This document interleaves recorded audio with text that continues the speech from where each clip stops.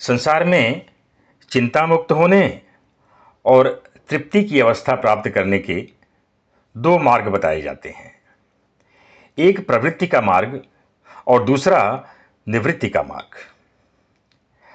प्रवृत्ति मार्ग का पालन करने वाले कहते हैं कि सभी संसाधनों का भोग करने से ही मुक्ति प्राप्त होती है।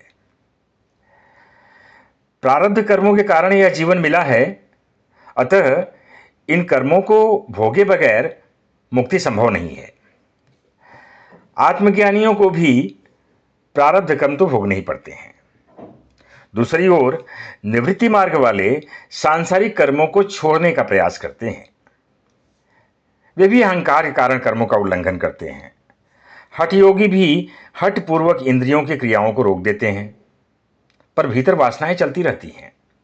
आसक्ति बने रहने के कारण व्यक्ति पाखंडी हो जाता है। प्रवृत्ति मार्ग वाले मुक्त होने से पहले सब कुछ भोग लेना चाहते हैं ताकि संतुष्टि मिल जाए, और निवृत्ति मार्ग वाले समझते हैं कि जितना भोगोगे वासनाओं के प्रति आकर्षण उतना ही बढ़ेगा, और वे उससे दूर होने का प्रयास करते हैं। महर्षि अष्टावक्र इन दोनों मार्गों से अलग एक तीसरा मार्ग बताते हैं कि प्रवृत्ति के मार्ग से तो राग उत्पन्न होता है, जबकि निवृत्ति के मार्ग से द्वेष पैदा होता है, जो कि बंधन का कारण है। इसलिए आत्मज्ञानी व्यक्ति को प्रवृत्ति और निवृत्ति दोनों से मुक्त होकर बालक के समान निर्द्वंद होकर सरल और स्वाभाविक जीवन जीना चाहिए। ऐसा व्यक्ति स्वभाववश जैसा होता है बस वैसा ही कर लेता है।